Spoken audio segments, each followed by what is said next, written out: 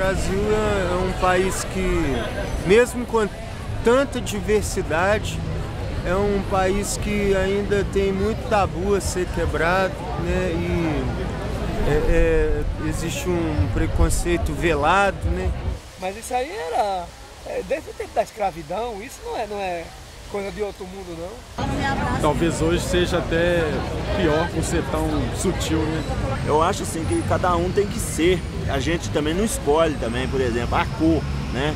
Eu mesmo não tenho nada contra. Muitas pessoas chamam, eu nem gosto de falar a palavra negro, eu gosto de falar moreno. Porque eu acho assim que o sangue que corre na veia minha, corre na veia daquela pessoa. Por ser eu negra, eu já passei por isso também. Por eu estar numa recepção, a pessoa vê que eu sou negra, fica meio, né? Mas assim, não é todo mundo, mas ainda existe sim, ainda tem isso de preconceito, né? Questão de cabelo, por exemplo, questão de roupa, questão de modo de andar, assim, é estereótipo, entendeu? No mercado de trabalho, né? No social, por exemplo, assim, determinados lugares que eu tentei entrar, eu senti que houve um receio com a minha pessoa. Eu senti uma dificuldade muito grande, principalmente quando eu fui procurar emprego. Porque em todos os lugares que eu ia, tipo, você via lá falando que precisava de alguém, mas eu sentia que era por causa da minha aparência.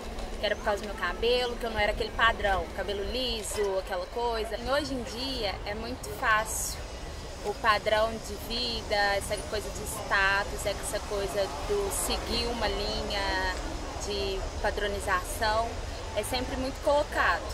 Então, se a pessoa ela precisa se sentir diferente para ela ter uma visão maior da vida, se sentir mais feliz.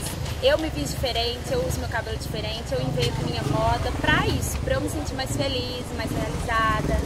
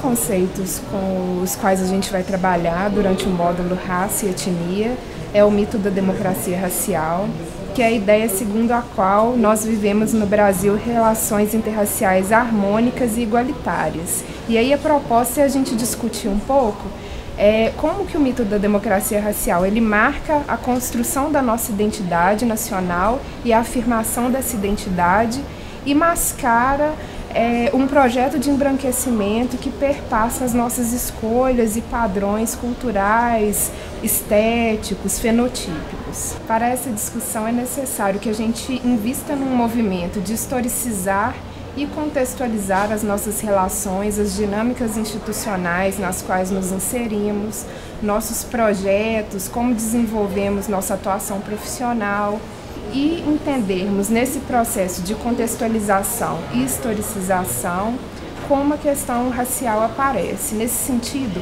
podemos perguntar, por exemplo, em relação aos processos de educação.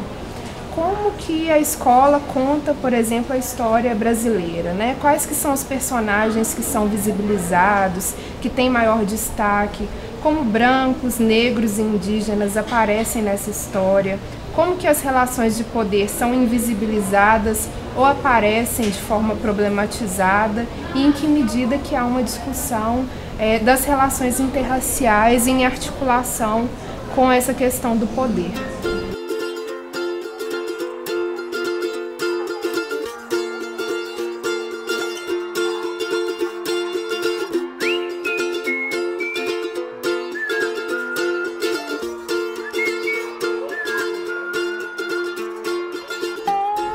aspecto que nós vamos trabalhar é a questão do racismo e da discriminação racial nos processos de produção e sustentação das desigualdades contemporâneas. Para isso, a gente vai trabalhar com dados concretos trazidos em relatórios de pesquisa, em campanhas, em outros referenciais que nos ajudem a entender como que o acesso à renda, o acesso à educação, ao mercado de trabalho, a questão da mortalidade, da violência, impactam de forma diferenciada grupos distintos em função das dinâmicas de discriminação e preconceito racial às quais esses grupos estão submetidos. Nesse sentido, é importante a gente desenvolver um olhar sobre o cotidiano da escola, sobre o cotidiano de trabalho, sobre as relações e dinâmicas institucionais, os projetos pedagógicos, nos perguntando em que medida que vivências e experiências de racismo e discriminação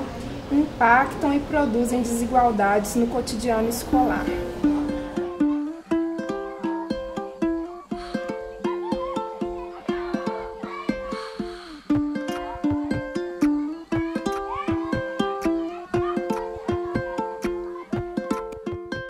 Um terceiro elemento que nós vamos abordar durante o processo de formação do módulo Raça e Etnia é a questão da articulação entre gênero, raça e sexualidade, que seria como essas dimensões estão funcionando de forma relacional tanto para a produção da diferença quanto para as desigualdades sociais.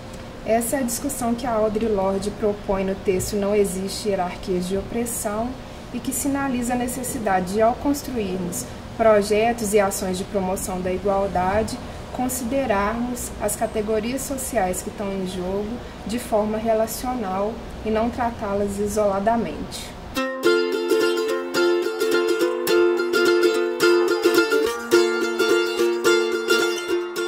Um quarto elemento que vamos abordar durante o processo de formação diz respeito às diretrizes, aos desafios e às estratégias para a educação em relações étnico-raciais. Vamos discutir a necessidade de construirmos ações e políticas afirmativas dentro do campo da educação para a promoção da igualdade. Mais do que compreender a escola como um pano de fundo para o machismo, para o racismo e para a homofobia, a proposta é, nesse momento, podermos discutir um pouco mais em que medida que as relações estabelecidas nesse contexto, as práticas institucionais, os projetos de formação são produtores e sustentáculo dessas dinâmicas.